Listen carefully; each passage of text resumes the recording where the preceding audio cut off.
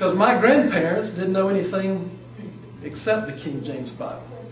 And they're Christians because they read the King James Bible. So the point is, be careful when you criticize.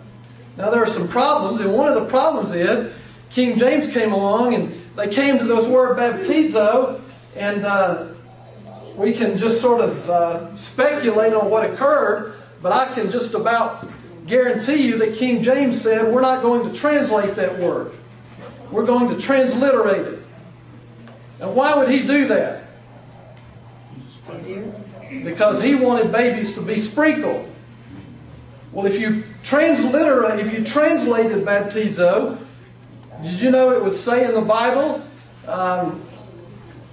where Jesus said, he who believes and is immersed shall be saved. Acts 2:38, when they said, what shall we do? You have Peter saying, repent and be immersed, every one of you. But if you look up the word baptize in Webster's dictionary, or probably even on Wikipedia, you know what you'll find? It'll say to immerse, to sprinkle, or to pour. And that's very unfortunate, because that's not correct.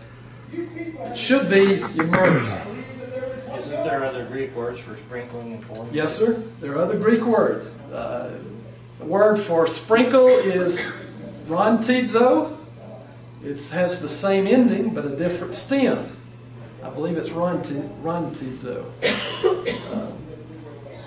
I'd have to double check that, but I think that's correct. But baptizo is very clear. It means to immerse.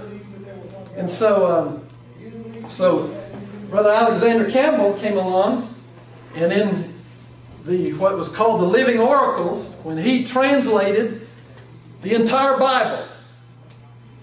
And you think about this. Now, you've translated tonight the word apostolos. You've translated that. Actually, you've transliterated it. But you've translated the word adelphos tonight. One word. Think about translating the entire Bible. This is my Greek Bible right here. He translated the whole thing from Greek to English by himself. And when he came to the word baptizo, guess what he did? He put immerse. He did it correctly. And you know what people said about that? You can't trust that Bible. That's that Church of Christ Bible. And then Brother Hugo McCord came along, and he translated it correctly as well. But they would be accused of being prejudiced, but the truth is they were being honest with the text. That's what they were doing. Yes, sir. Sam, you had a question? Yes, sir. How do they decide which words to transliterate and which words to I don't think we know that. I don't think we can know the answer to that. Well, if they got a problem with it, then they kind of... Yeah, that's if they had a problem with baptizo, why not just give it a corresponding English letter? I have one question. Yes, sir. Is angelos and apostolos synonyms in Greek, or just after they get translated? After they get translated. What's the differentiation in Greek? Do you know? Both mean messenger, is my point. Well, literally, apostolos, the more literal is 1 cent. You know, 1 cent, 1 cent out, and we've taken that to mean messenger. There's really no way. But angelos was never used any other way other than a spiritual being. Right? I believe it's used as a messenger. It could have been an earthly messenger too. I believe. For instance, Revelation chapter 2 and 3, letters to the 7 churches, and to the angelos at Sardis. Who is that? They have an angel there in the church. Well, most people believe that's referring to a preacher or the messenger or an evangelist. Okay. So, and again, I don't know that there's a way you can tell other than through context. And as we study more and more, we're going to say more and more about context, because there are a lot of things that you can't know other than context. All right, where are we?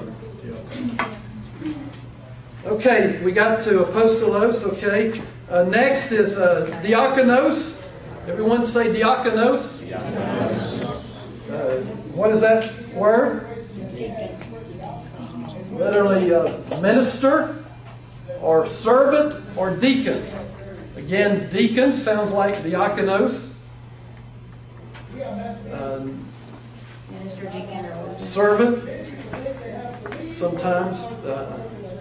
Is there another Greek word for slave? The next word on your list here is the word doulos. Doulos. Everybody say doulos. The word for doulos is slave or servant. What's your question, Brother Scott? All right. The next word is the word thanatos. Everybody say thanatos.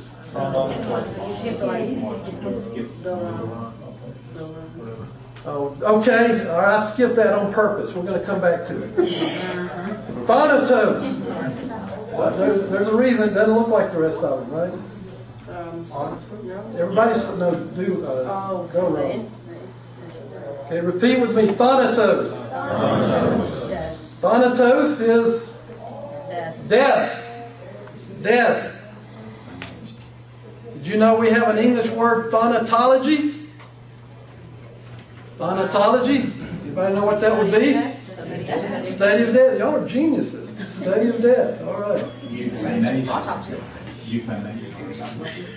Yes, sir. I believe that probably comes from that. All right. Next, we have theos. Theos. Everybody say theos. And that is the word for God. God. We get our English word, theology. What would theology be? The study of God. So whenever you hear some preacher talk about Paul's theology, it's the study about God. All right.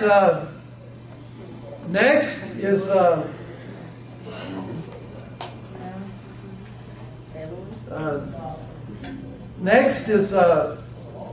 go down to cosmos. Cosmos. We'll come back to these others in a moment. Everybody say cosmos. Cosmos is, you know the word for that? World. World or universe.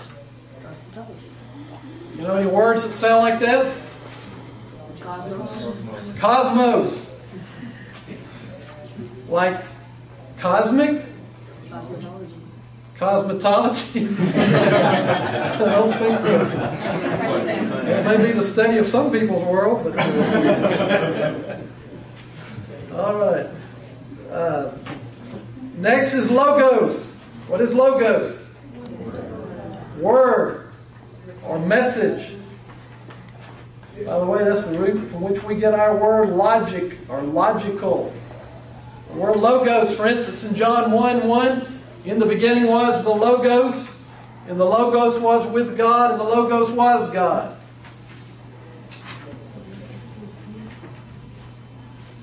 John 1:14 says, the Logos came and dwelt among men, and we beheld the glory of the only begotten of God, full of grace and truth. Logos. All right, next is the word nomos. Everybody say nomos. Nomos is what? Law. Law. Law. Law.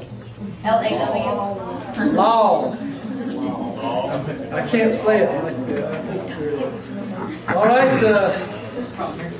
Next is oikos. Everybody say oikos. And oikos is house. House. Or household. House or what? House or household. And the next is huios. Huios. And huios is son. S-O-N. Son.